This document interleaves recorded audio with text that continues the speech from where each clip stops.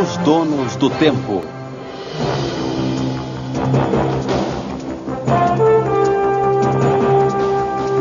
As 7 Profecias Maias, terceira parte.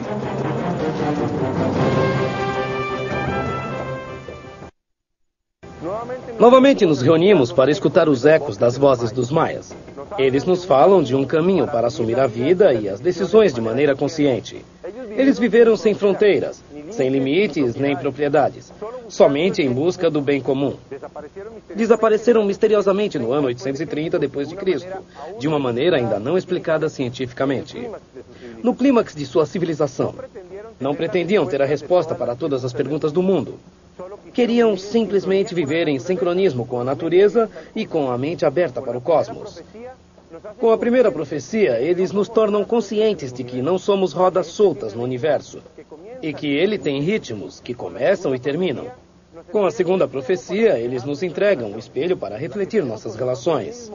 As relações que temos com nós mesmos e as que temos com os outros. Na terceira profecia, o que devemos analisar é nossa relação como indivíduos e como espécie no planeta onde vivemos. Acompanhe-nos para unir os elementos que normalmente vemos soltos, para transformá-los em uma força geradora de consciência, abundância e prosperidade. Na primeira profecia, os maias afirmam que o universo tem ciclos, períodos de tempo que começam e terminam como o dia e a noite. Que nós nos encontramos atualmente no final de um ciclo, em um período de transformação, chamado o Tempo do Não Tempo, que terminará no sábado, 22 de dezembro do ano 2012, e mudará por completo o planeta e a humanidade. Afirmam que o sistema solar se desloca em uma elipse que o afasta do centro da galáxia, de onde recebe a cada 5.125 anos um raio sincronizador. É como o pulsar constante do coração da galáxia. Palpita para sincronizar todos os seres vivos do universo e aumentar periodicamente seu nível de vibração, conduzindo-os a uma maior harmonia. Previram que na quarta-feira, 11 de agosto de 1999, a Lua eclipsaria o Sol e os planetas do Sistema Solar iriam se alinhar para refletir sua energia para a Terra, acelerando o processo de transformação. Na segunda profecia, os maias dizem que, ao aumentar a frequência de vibração do planeta, nossas células, que também vibram permanentemente, procurariam sincronizar-se harmonicamente com o novo ritmo de vibração. As células procuram equilibrar-se com o planeta, produzindo enormes mudanças no comportamento. O ser humano enfrentará seus medos, suas angústias, todas as baixas vibrações, para curá-las e poder, assim, vibrar mais alto com o planeta e com o universo.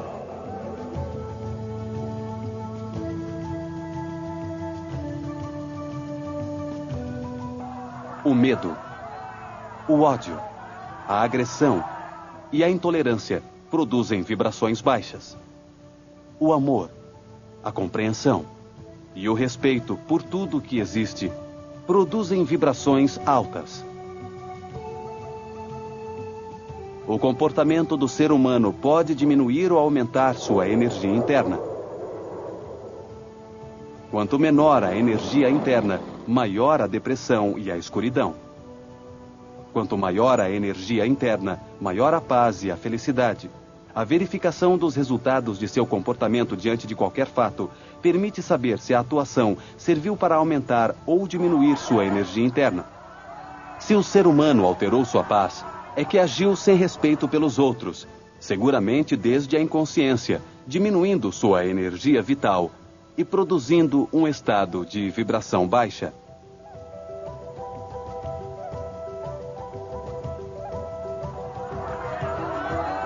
Se ele se sente bem, é que agiu com compreensão e respeito, valorizando e agradecendo o acontecimento como uma oportunidade para aprender sobre a vida.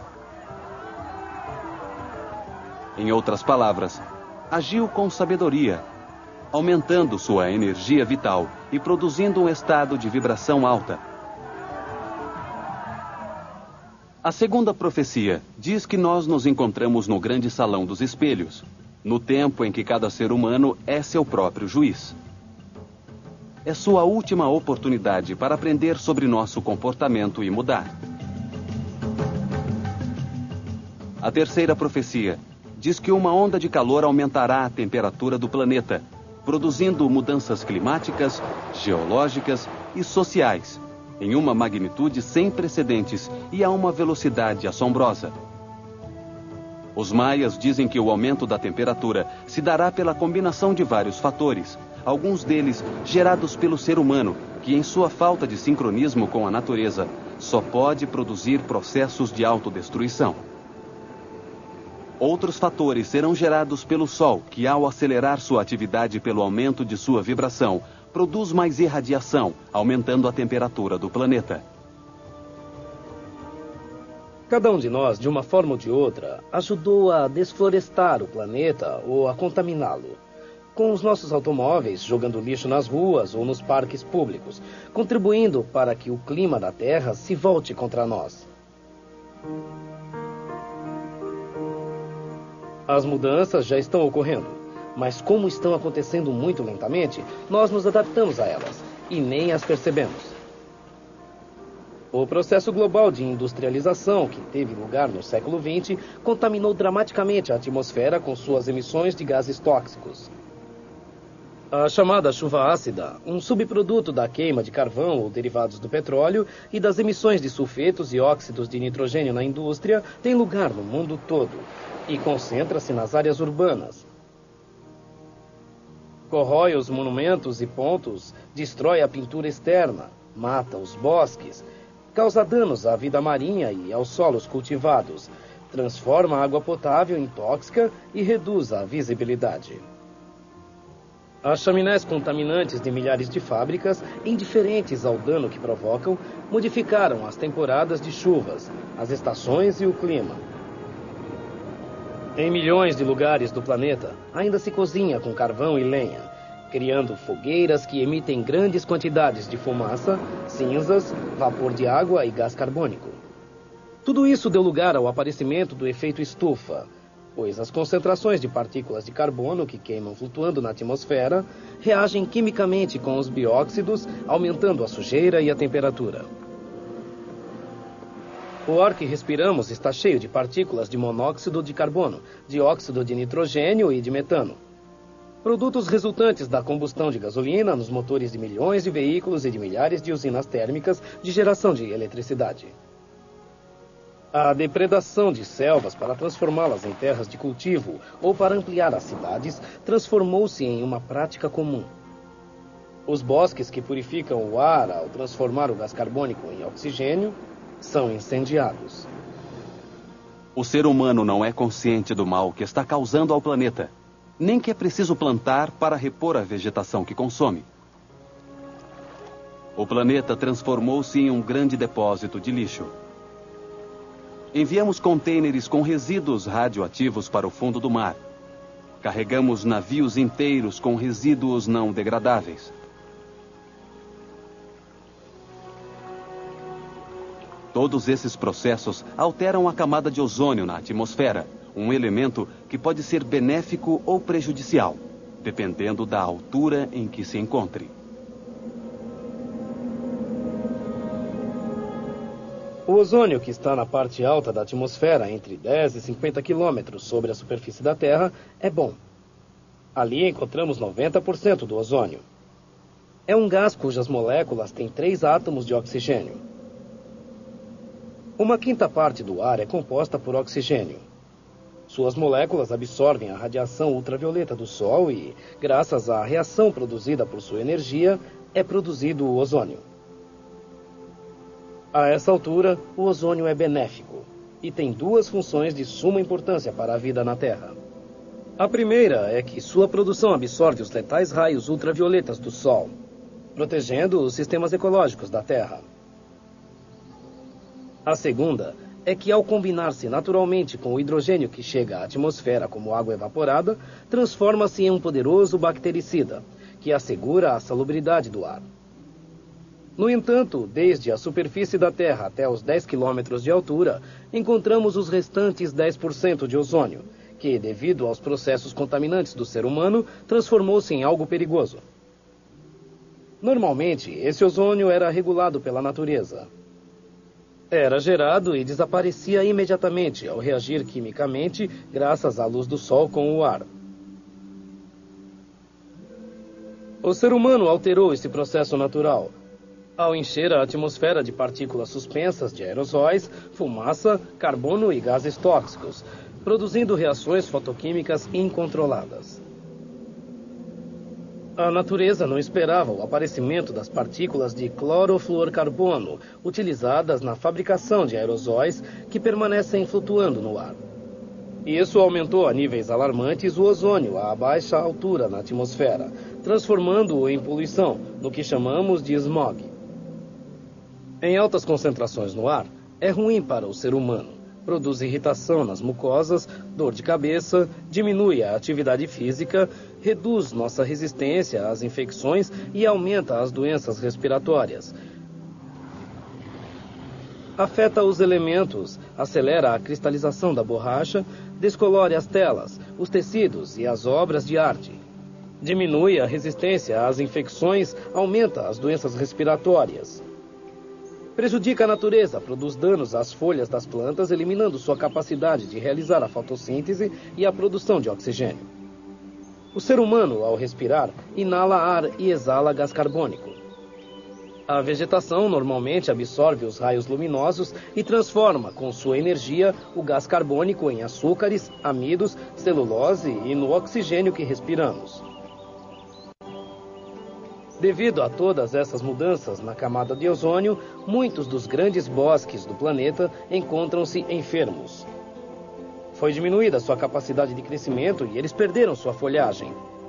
Existem plantas como a do fumo que são indicadoras da presença do ozônio no ar, já que suas folhas são sumamente sensíveis ao ozônio e queimam-se com sua presença. Na alta atmosfera, sobre a Antártida, apareceram durante algumas semanas de outubro de 1999 enormes buracos na camada de ozônio. Esse é um fenômeno que cresce ano a ano. A gravidade é que, ao permitir a passagem de raios ultravioletas, aumenta a incidência de câncer de pele, inibe o processo de fotossíntese nas plantas e cria mutações genéticas indesejáveis. Tudo isso provocou um aumento na temperatura do planeta. Os maias deixaram escrito que, a partir do eclipse de 1999, o processo iria ser acelerado. Cientistas britânicos declararam que 1997 foi o ano mais quente de que se tem registro. Especialistas em clima dos Estados Unidos declararam que janeiro e fevereiro de 1998 foram os meses mais quentes e úmidos dos últimos 100 anos. As variações climáticas, consequência das atividades danosas do ser humano e das mudanças no comportamento do Sol, produzem uma alteração nas chuvas. Diminuem sua quantidade, intensidade e regularidade. O aumento da temperatura produzirá fortes ventos, furacões e tufões. Os furacões são tormentas gigantescas e violentas, um redemoinho de destruição e morte. São chamados de furacão em homenagem ao deus do mal dos aborígenes do Caribe. O furacão Mitch e os fenômenos associados ao El Niño são evidências da tendência para os grandes desastres causados pelo clima. O sistema hídrico é fundamental, pois 70% da superfície da Terra é coberta por água. Com o aumento da temperatura, diminuirá a umidade relativa do ambiente, o que trará como consequência menos nuvens no céu e maior exposição ao sol, agravando assim o problema. Assim será evaporada a água dos solos, produzindo-se grandes secas e muitos incêndios florestais em todo o planeta. A falta de água produzirá graves inconvenientes em toda a vegetação, reduzindo seu crescimento e diminuindo consideravelmente o tamanho das colheitas. Ao reduzir-se a quantidade de água da chuva, diminuirá também o fluxo dos açudes e lagos, criando sérios problemas a toda a fauna da Terra.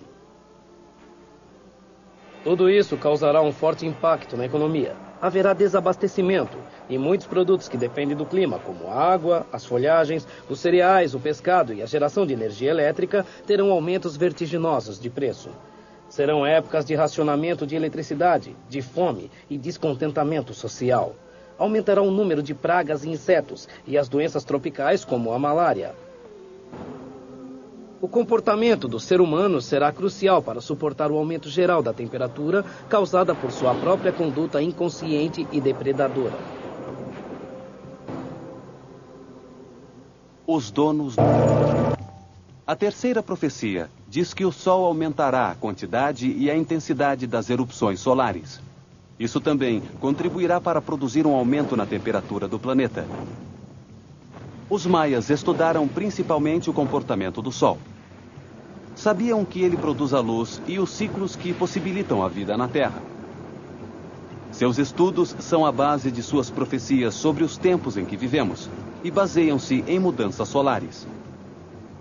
Na atualidade, os cientistas têm vários satélites dedicados exclusivamente ao estudo do Sol, uma das 100 bilhões de estrelas de nossa galáxia. O Sol tem ciclos que mudam seus níveis de atividade a cada 11 anos. Ele gira sobre seu eixo uma vez a cada 27 dias. Hoje sabemos que nosso Sol tem 99,8% da massa do Sistema Solar. Não é um corpo sólido como a Terra, mas é composto principalmente de gases. 75% do Sol é de hidrogênio, que se transforma permanentemente em hélio através de uma reação de fusão nuclear, com temperaturas muito elevadas em seu núcleo. Ao fazer isso, ele produz uma enorme quantidade de energia em forma de radiações e partículas que são irradiadas para fora, para sua superfície, para o Sistema Solar. Emite radiações de ondas curtas como os raios X, os raios ultravioletas, a luz visível e a radiação infravermelha produtora de calor. Gera também partículas de plasma de hidrogênio e hélio, chamadas de vento solar.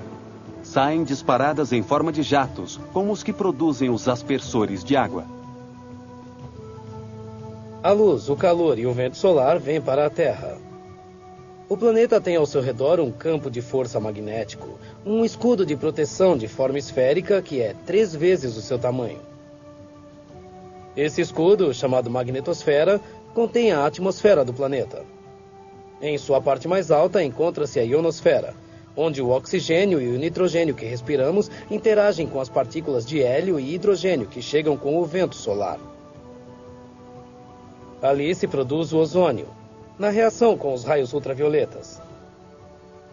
Estas partículas de vento solar trazem uma energia contida em seus elétrons de várias centenas de volts, que carregam eletricamente a atmosfera do planeta na ionosfera.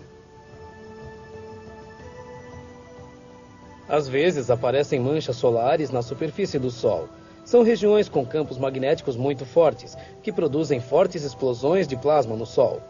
Essas explosões irradiam para a Terra labaredas com uma força de milhares de bombas de hidrogênio, quantidades incomuns de luz, calor e partículas de vento solar de alta energia. A atmosfera recebe a carga dessa energia incomum, ocasionando tormentas elétricas. Os raios produzem danos aos transformadores das redes que levam a eletricidade a nossas casas, ocasionando perdas de informações nos sistemas informáticos. O vento solar causa danos aos componentes eletrônicos ou aos painéis solares dos satélites, ocasionando interrupções nas comunicações e nos sistemas de posicionamento e de navegação.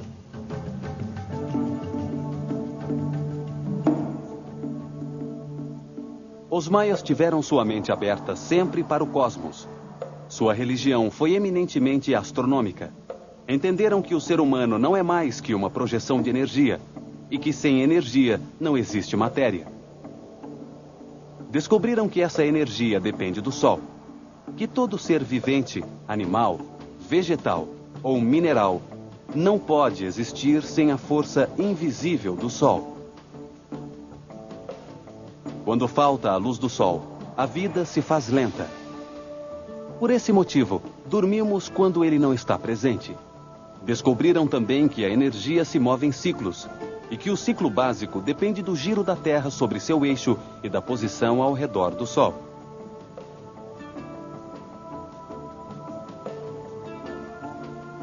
Em sua busca para explorar e aumentar a energia interna, concentraram-se no aparecimento do Sol no horizonte pelo leste e seu desaparecimento pelo oeste, definindo-as como as manifestações mais importantes da dependência humana da fonte de energia. Definiram seu conceito do espaço partindo desse movimento básico. Simbolizaram as 4 direções cardinais. A esfera terrestre no centro e sobre ela a esfera celeste, o domínio de Kinit-Ahau. 4 direções cardinais, que também se encontram manifestadas nos braços e pernas, que definem o espaço onde se move nossa energia interna. Manifestam-se também nos elementos básicos que se encontravam a seu redor: o fogo, a água, o ar e a terra. Criaram assim um espaço vital em nível planetário, onde a Terra sempre existe, movendo-se ao redor do Sol. Descobriram que esse espaço tinha 4 pontos definidos pelas posições extremas desse movimento. Os maias descobriram os equinócios, 4 únicos dias de equidade por ano, em que a duração do dia é igual à da noite. Os solstícios, 4 únicos dias por ano, em que o Sol sai exatamente no mesmo lugar do dia anterior, sem modificação. Durante os outros 263 dias, o Sol sempre sai mais adiante que no dia anterior, e avança em seu percurso eclíptico. Entre o equinócio de verão, de 21 a 22 de março, o solstício de verão, de 20 a 21 de junho, e equinócio de inverno, de 22 a 23 de setembro, e o solstício de inverno, de 21 a 22 de dezembro, encontram-se os 4 cantos do espaço maia. São os cantos que definem as 4 estações climáticas do planeta, que mudam fundamentalmente a radiação recebida pelo Sol, acelerando ou retardando o crescimento de todos os seres. Primavera, verão, outono e inverno. As manifestações mais evidentes da incidência da energia do Sol sobre a vida em nosso planeta.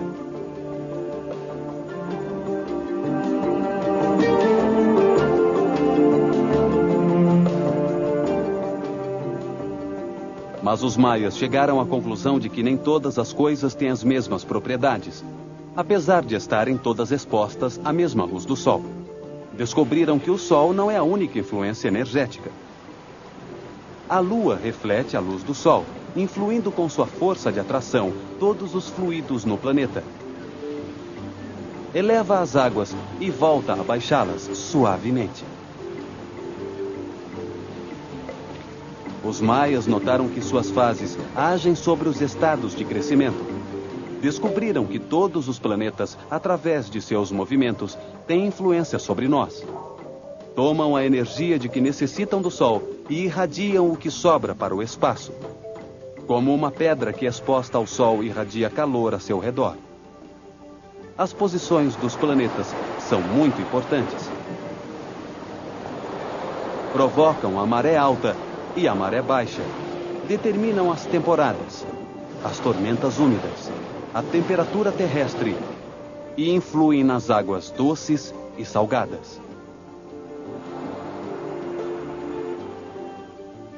O Sistema Solar, em sua elipse de 26 mil anos, que o afasta e aproxima do centro da galáxia, gira ao redor de Alcion, o Sol central da constelação das Pleiades. Esse movimento é conhecido pelos cientistas com o nome da precessão dos equinócios.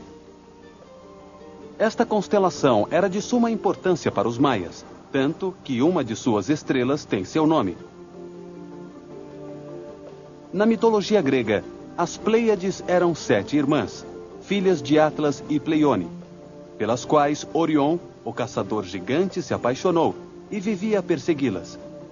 Seus nomes eram Electra, Maia, Taigeta, Alcion, Selaeno, Astérope e Mérope. Zeus, para ajudá-las a escapar, transformou-as em pombas. Elas voaram e transformaram-se no conjunto de estrelas da constelação de Tauro, o Touro. Os maias descobriram em seus estudos que existem campos energéticos ao redor de todos os seres vivos que são afetados por esses ciclos de energia e movimento. O homem maia abriu sua mente para o cosmos e conectou seu coração desde a Terra com o nosso Sol e dali com Alcion, nas Pleiades, para chegar a Rumabku, no centro da galáxia. Assim se move a energia conscientemente. Os maias também descobriram que há locais geográficos que facilitam a conexão consciente com o universo, onde se movem redemoinhos de energia. Na atualidade, podemos verificar que em todos os corpos esféricos planetários, entre os 19 e 20 graus de latitude sul e norte, apresentam-se no plano físico fenômenos que expressam a passagem de energia. Vejamos a Lua. Aos 19,5 graus sul, em sua face oculta, aparece uma extrusão de lava chamada Mare Tsiolkovsky. Em sua parte superior está o Mare Moscoviense. No Sol, a maior quantidade de explosões ou manchas solares na coroa manifesta-se aos 20 graus de latitude sul, como nesta foto, e aos 20 graus de latitude norte. Marte tem o vulcão Olympus, o maior do sistema solar, a 19,3 graus de latitude norte. Vênus tem os vulcões ativos Alfa e Régio, aos 19,5 graus de latitude. O grande ponto vermelho de Júpiter está aos 19,5 graus de latitude sul.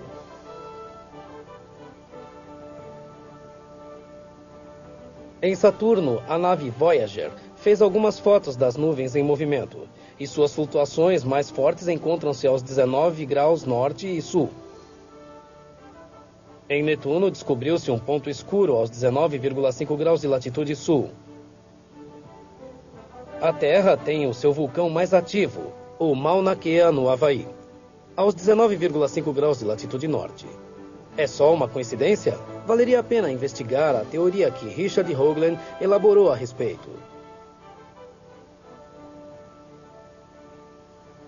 Vejamos o local onde viveram os maias em nosso planeta, analisando geometricamente essa localização. Um quadrado contém a esfera. Coloquemos uma linha sobre o equador a 0 graus e outra vertical a 90 graus de longitude. Vamos manter o quadrado dentro de outra circunferência. Se traçarmos dois triângulos equiláteros, veremos que suas bases vão se encontrar a 19,5 graus de latitude norte e sul.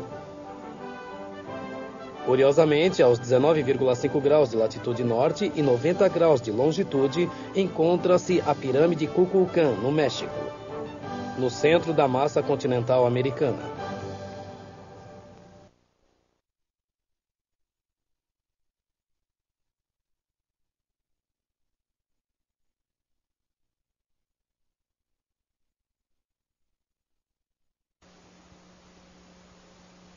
A pirâmide de Kukulcán é uma mostra dos conhecimentos matemáticos, geométricos, astrológicos, filosóficos e religiosos dos maias. Ocupa o centro exato do espaço terrestre e é o ponto de enlace entre o espaço celeste e o inframundo. Uma pirâmide foi construída ali pelos maias no ano 430 de nossa era. E depois, no apogeu de sua civilização, cresceu sobre ela a que ainda permanece. A pirâmide é um gigantesco relógio solar. Eles a utilizavam para ajustar seus calendários. Uma confirmação do conhecimento exato dos movimentos do Sol, do sentido filosófico, cronológico e esotérico à sua religião. Permite ativar todos os centros energéticos do ser humano, os chakras, que alimentam de energia os sistemas físicos glandulares. Utilizavam sons rítmicos que ajudavam a mente a sincronizar-se com o todo, produzindo vibrações energéticas muito altas, estados de sensibilidade especial. A localização da pirâmide conecta a coluna vertebral do ser humano com o Xan-Sun, a coluna vertebral do universo, o cordão que une o homem maia com o Sol, e com o centro da galáxia, com Humabku.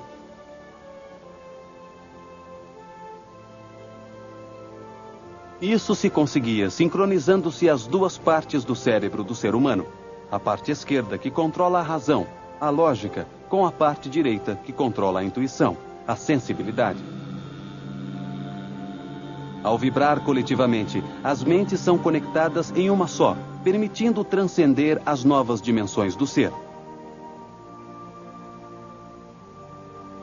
Os maias aprenderam a utilizar a mente com os dois hemisférios do cérebro, simultânea e equilibradamente, conseguindo desenvolver novos sentidos telepáticos que permitem a unidade de consciência coletiva. Uma semana depois de seu nascimento, a criança maia começava seu primeiro processo de iniciação para a utilização eficiente do cérebro. Aprisionavam a cabeça do recém-nascido em pequenas tábuas de madeira, envolvendo-as fortemente com um tecido de algodão para produzir um estiramento dos ossos do crânio. Através disso, acomodavam e excitavam duas glândulas. Uma que se encontra na altura do centro da fronte, na altura da chamada glândula pituitária. E outra que se encontra no centro do crânio, chamada glândula pineal. Essas glândulas, trabalhando em conjunto, produzem umas substâncias que desenvolvem a clarividência, isto é, excitam o cérebro, permitindo a captação ou transmissão do pensamento. Para os hindus, essas glândulas comunicam-se diretamente com os chakras da fronte e do alto da cabeça, locais de entrada da energia do prana, do poá. Produzem também estados especiais de sensibilidade na mente, na consciência, facilitando o contato espiritual, a comunicação com as essências de todos os animais, de todas as plantas, de todos os elementos. Fazendo isso, conseguiam que os hemisférios do cérebro funcionassem de uma maneira simultânea mais efetiva. A parte esquerda lógica e racional, e a parte direita, feminina e intuitiva. Quando a criança completava 20 meses, começava o segundo processo de iniciação. Da fita que ainda aprisionava sua cabeça, a mãe pendurava uma bola de copal, uma espécie de incenso sagrado, justamente entre as sobrancelhas, no centro da testa. Esse cheiro excitava as glândulas e a necessidade de forçar a vista para ver a bola de copal no centro dos dois olhos ensinava a criança a utilizar simultaneamente os dois hemisférios cerebrais. Pesquisas atuais demonstram que nosso cérebro praticamente não utiliza sua parte direita, e quando os dois hemisférios operam em conjunto, é produzida uma maior percepção da realidade. Por exemplo, é possível ver a aura, o campo de energia que todas as pessoas emitem a seu redor, que muda de cor segundo os estados de ânimo. As imagens estereoscópicas utilizadas normalmente em livros e cartões postais não são mais que um exercício para que nosso cérebro aprenda a utilizar simultaneamente seus dois hemisférios, enquanto a pessoa se esforça para descobrir uma figura. Estamos apresentando Infinito. O Kukulkan é baseado em proporções áureas, geradas pela decomposição harmônica de uma circunferência inserida em um quadrado, de um cubo inserido em uma esfera. A pirâmide pode ser contida em um quadrado de 55 metros de lado, inserido em uma circunferência de 80 metros de diâmetro. Tem a orientação precisa de 17 graus a noroeste, para receber a luz do sol nos dias do equinócio e permitir o harmonioso jogo luminoso que simboliza a descida à terra de Kukulkan. Sua localização estratégica favorece a atração da energia do sol nos equinócios, quando os dias têm a mesma duração da noite. A luz e a sombra estão em equilíbrio. Esse é o momento em que estão dadas todas as condições energéticas e espaciais para que o ser humano dirija-se a Humabku. Em uma cerimônia com mantras rítmicos, são produzidos estados alterados da consciência, que permitem perceber a realidade de uma maneira distinta. Se o quadrado for girado 45 graus, a circunferência se divide em 8 medidas iguais que, ao unirem-se, dão surgimento a um octógono. O octógono define o tamanho e a localização em seu centro de 4 escadas de pedra, que conduzem ao templo na parte superior da pirâmide. A largura das escadas é definida por triângulos com sua base nos lados do quadrado. O lado do octógono, tomado como raio, define o tamanho da plataforma central e do templo da parte superior. Verticalmente, ela é também assombrosa. A pirâmide tem 30 metros de altura.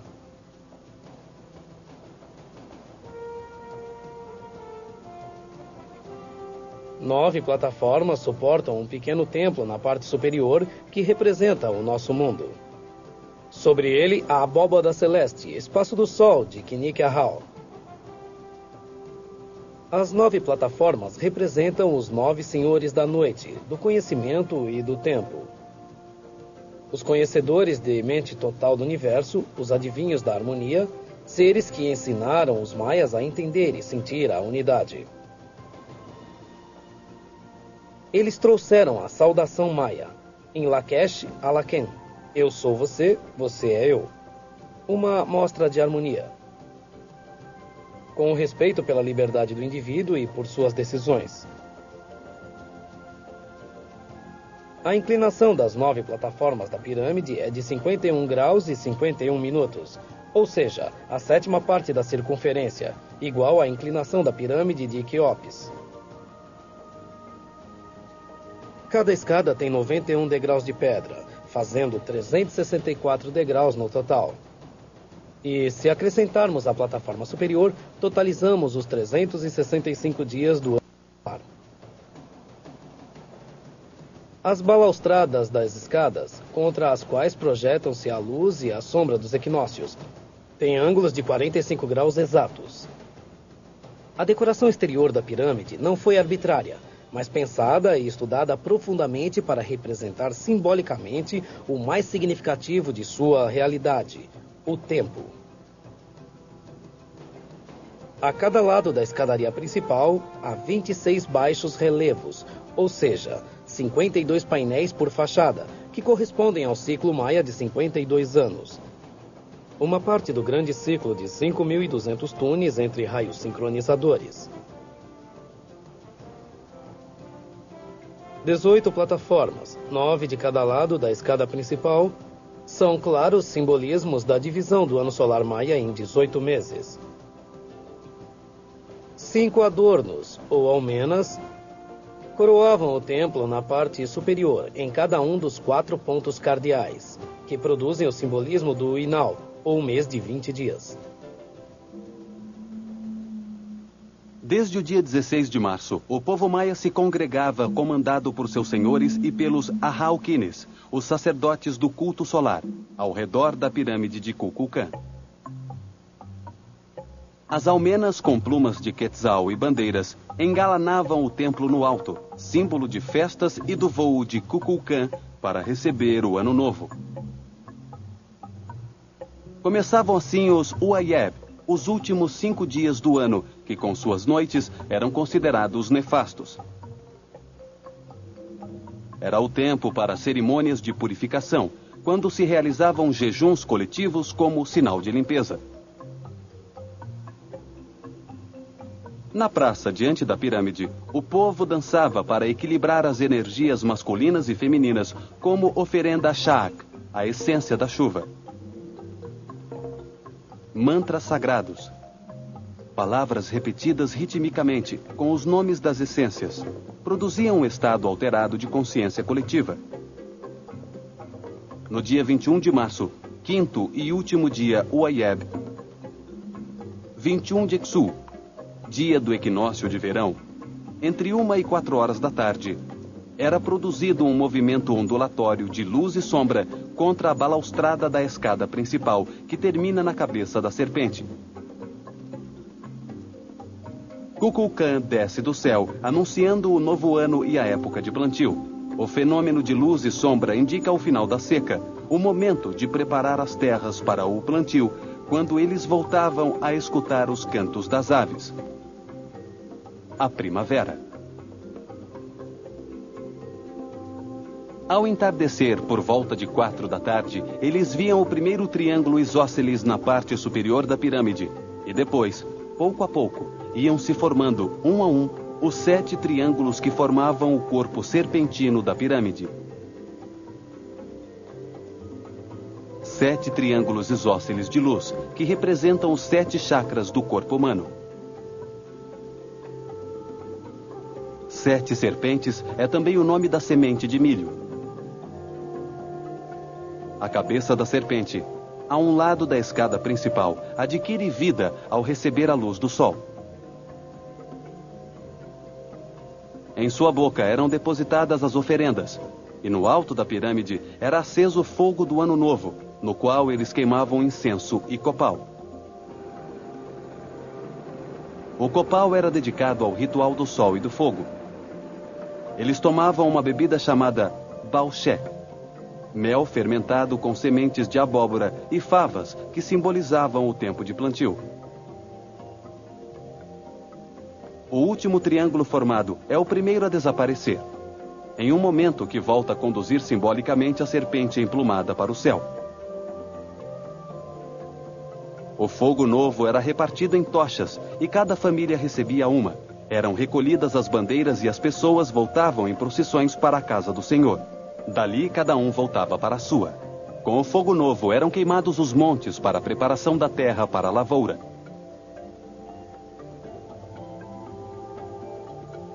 Utilizando sua sabedoria sobre os ciclos naturais, os maias conseguiram aumentar sua energia vital, aumentar sua intuição e perceber tudo como uma unidade de consciência.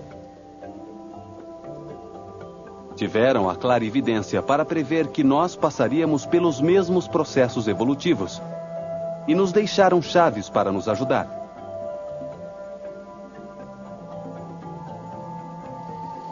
A serpente cascavel, Crotalus duriçus, representa o sol na cultura maia. Tzapcan, no idioma maia, significa Tzap, cascavel, e Can, serpente. Também quer dizer 4. 4 serpentes, 4 elementos, 4 ciclos: nascimento, crescimento, amadurecimento e morte. 4 estados da natureza, 4 movimentos das ondas, os 4 pontos do espaço que formava o Sol com os equinócios e solstícios. Para os maias era um relógio solar. Cada ano em julho, quando o Sol atingia seu ponto mais alto no céu, a serpente mudava de pele, e em sua cauda crescia um novo guizo, em forma de coração, que simboliza o ano maia. Os triângulos isósceles de sua pele transformavam-se no elemento mais importante da decoração de seus palácios e pirâmides. Homologavam a perda de suas presas uma vez a cada 20 dias, com o mês ou o Inal Maia. A serpente simbolizava o movimento ondulatório e cíclico do tempo. A troca de pele da serpente e seu ressurgimento de cada ano representa a vida eterna, a reencarnação, o transformar-se em um ser novo. Os maias acreditavam que o espírito começa se encarnando em uma serpente, obrigado a rastejar na poeira da terra. Morre e renasce muitas vezes, aperfeiçoando-se até poder erguer-se do solo. Nesse momento, desenvolve as emoções, encarnando-se em um animal, e evolui passo a passo até nascer como um ser humano, obtendo a razão, o pensamento. Uma vez que o espírito se encarnou em um ser humano, deixa a forma física através de seu próprio esforço consciente e se eleva para planos superiores como um pássaro, a serpente emplumada. A história da evolução da serpente em águia é a base da filosofia maia.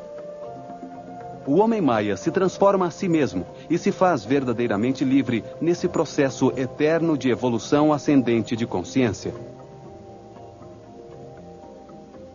A águia simbolizava o espírito. A pluma representa o elemento ar, o elemento espiritual que permite viajar sem limites e sem fronteiras pelo universo. As plumas de águia, de Quetzal ou de qualquer outro pássaro representavam estados de consciência. Quanto maior era o penacho da pessoa que o levava, maior era seu estado de consciência.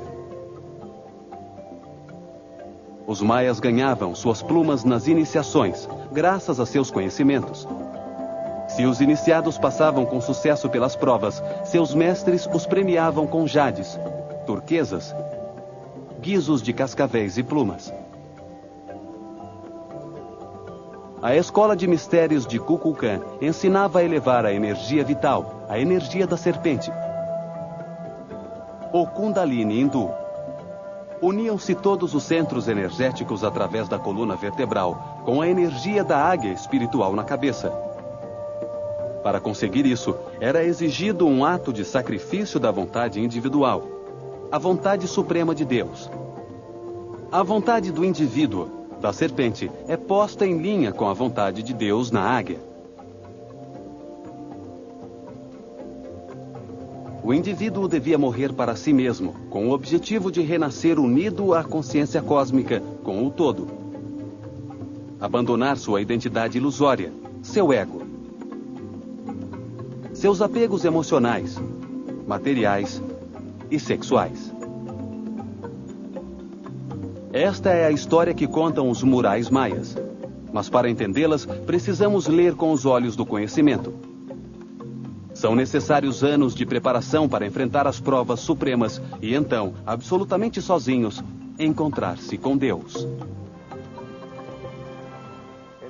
Em nosso próximo programa, veremos a quarta profecia. Ela nos anuncia o reverdecer do planeta, quando o gelo das geleiras que se encontra nos polos se transforma em água e chega a lugares onde não esteve presente nos últimos milhares de anos. Isso mudará a forma dos continentes onde vivemos. Também continuaremos escutando o eco das vozes dos maias. Não deixe de nos acompanhar em nosso próximo programa.